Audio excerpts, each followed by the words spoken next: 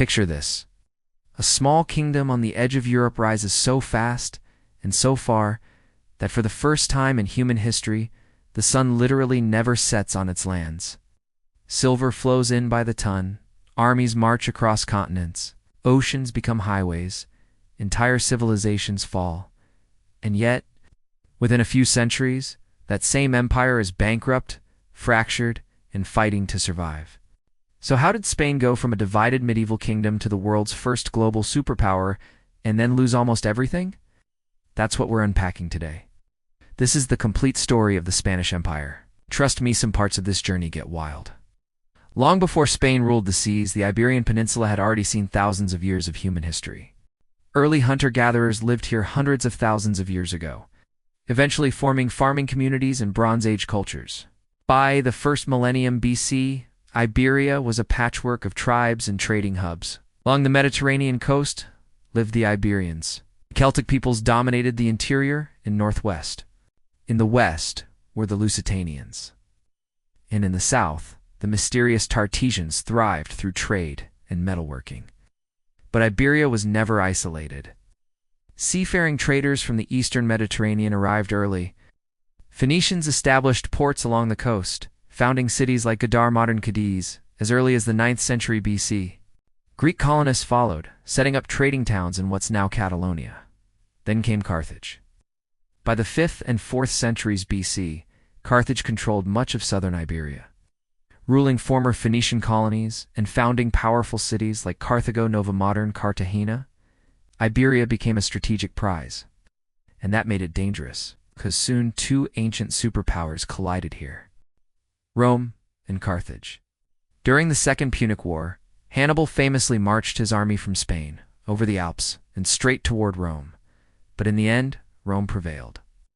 By 206 BC, Carthage was expelled from Iberia, and Rome began a slow, brutal conquest of the peninsula. Local tribes resisted fiercely, especially the Celti-Iberians, but Rome kept pushing. By 19 BC, after the Cantabrian Wars, Emperor Augustus completed the conquest. Iberia became Roman Hispania, and Rome didn't just conquer, it transformed. Cities rose across the land: Tarraco, Emirata, Augusta, Caesar Augusta. Roads, aqueducts, and ports tied Hispania into the Roman world. The economy boomed. Hispania exported grain, olive oil, wine, and metals across the empire. Over time, the population adopted Latin, Roman law, and Roman customs. Christianity spread rapidly. Hispania even produced Roman emperors, Trajan and Hadrian, as well as philosophers and poets. This Roman foundation matters, because it laid the groundwork for Spanish language, culture, and identity. But Rome didn't last forever. In the early 5th century, as the Western Roman Empire collapsed, waves of Germanic tribes crossed into Hispania. Vandals, Swabi, and Alans carved up territory. Then came the Visigoths. By the late 6th century, the Visigothic kingdom of Toledo ruled almost all of Iberia. They preserved Roman law, culture, and Christianity, acting as Rome's successor in the West. And then everything changed. In 711 AD, Muslim forces crossed the Strait of Gibraltar. Led by Tariq ibn Ziyad, Arab and Berber armies took advantage of a Visigothic civil war and defeated King Roderick. The conquest was fast, shockingly fast. Within a few years, nearly all of Iberia was under Muslim control. This land became known as Al-Andalus. First, Al-Andalus was part of the Umayyad Caliphate. Later, it became independent first as the Emirate of Cordoba, then the Caliphate of Cordoba, and this was no backwater. Under Muslim rule, Iberia entered a golden age. Cities like Cordoba became centers of learning unmatched in Europe.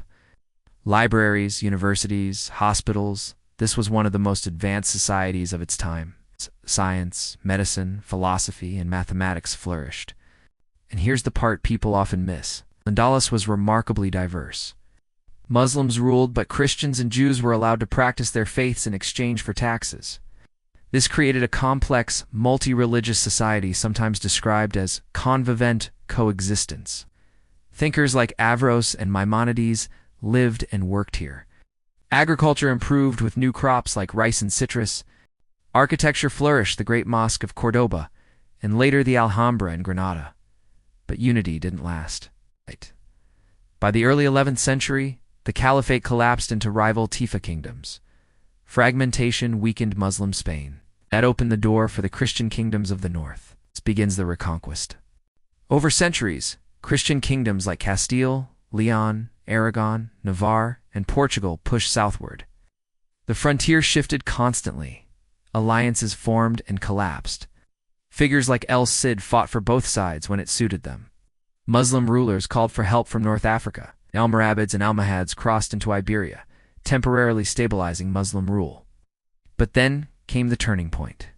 In 1212, Christian forces crushed the Almohads at the Battle of Las Navas de Tolosa. After that, Muslim Spain unraveled rapidly.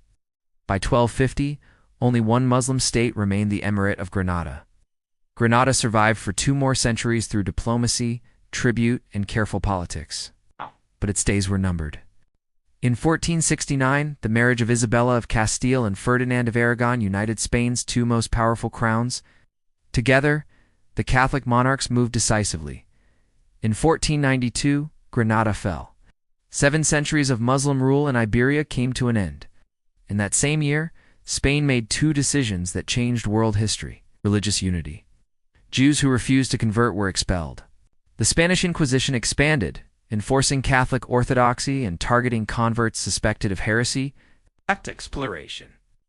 Isabella and Ferdinand sponsored a Genoese sailor named Christopher Columbus. In October 1492, Columbus landed in the Caribbean, and that moment changed everything. Over the next decades, Spanish conquistadors conquered vast territories in the Americas. The Aztec Empire fell. The Inca Empire collapsed. Spain claimed enormous lands across the New World. The Spanish Empire was born. At its height, Spain ruled most of Central and South America, Mexico, the Caribbean, parts of North America, the Philippines, and territories in Africa. Silver and gold poured in from mines in Mexico and Peru. For a time, Spain became the richest and most powerful country on earth. But empire brings problems. In 1516, Charles I became King of Spain and, also Holy Roman Emperor Charles V. He ruled an empire so vast it was said the sun never set on it. But managing that empire was a nightmare.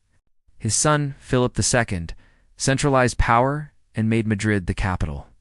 Spain became the defender of Catholicism during the Protestant Reformation. Wars followed.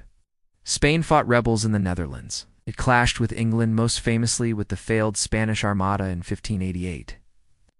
It battled the Ottoman Empire in the Mediterranean, winning a major victory at Lepanto in 1571.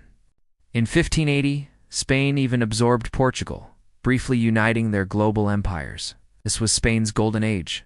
Art and literature flourished. Velázquez painted, Cervantes wrote Don Quixote. Architecture thrived. But beneath the surface, cracks were forming. Endless wars drained resources. Inflation surged from New World silver. The economy stagnated. The 17th century was brutal.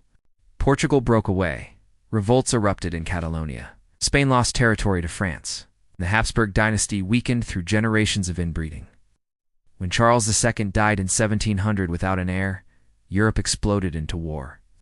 The War of the Spanish Succession reshaped the continent.